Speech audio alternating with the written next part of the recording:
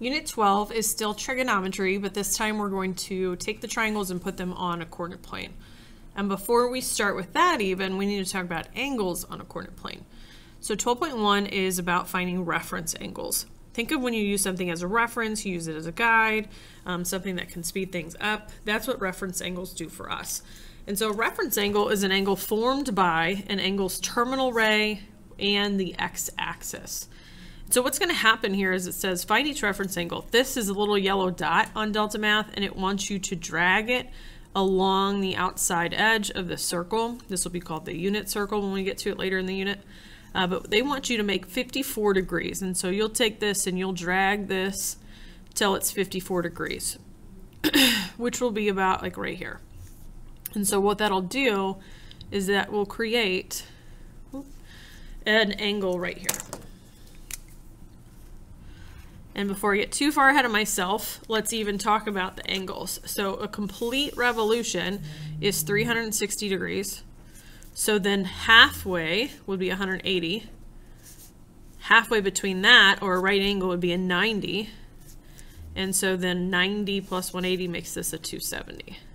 And so then that helps you kind of guess. So halfway between a 0 and a 90 would be a 45. We were a little bigger than that, so maybe I should have even gone farther, but it'll tell you on Delta Math. So then my reference angle is going to be the angle, I'm going to call it theta, which is just a Greek symbol for an angle. That's formed by this ray. So remember, an angle of a ray. I said that backwards. A ray of an angle. This is the initial side, saying the starting. The terminal is the second ray where it ends up. So we want the angle formed by this terminal ray and the x-axis. Well, this one's easy because it's in quadrant 1. In quadrant 1, that angle, you're just asking yourself, how far is it from the x-axis? Well, it's 54 degrees. So quadrant 1 angles are just themselves. Well, let's go to number 2, and I have the angle 127 degrees. So again, you know, this is 0, 90, 180, 270. So I'm going to be past 90. Then it would be, what, 37 more, so somewhere like this. And so you'll drag that point. And so really my angle that I'm making is this.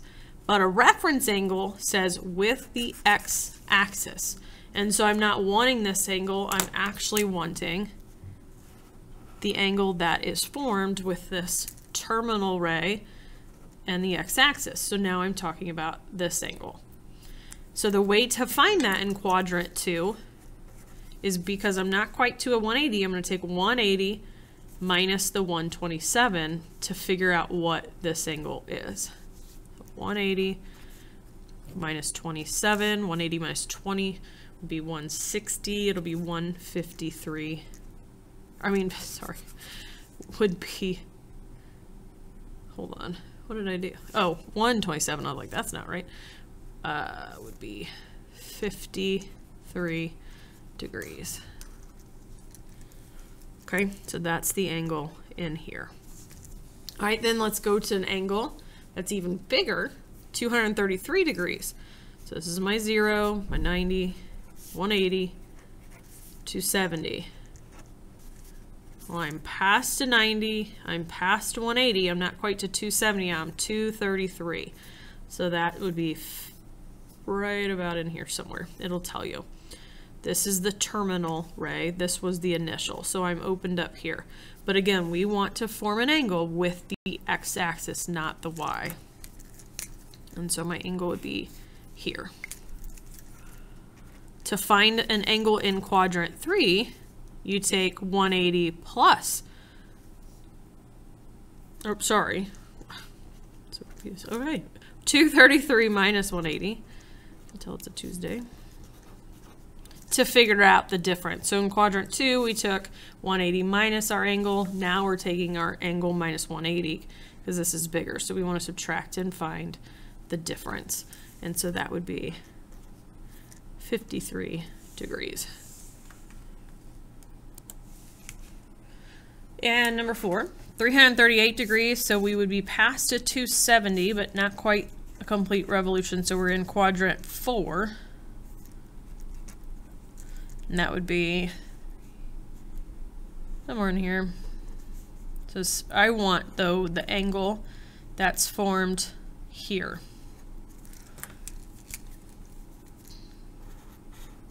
This is my terminal ray with the x-axis, but the angle that's actually 338 degrees is this.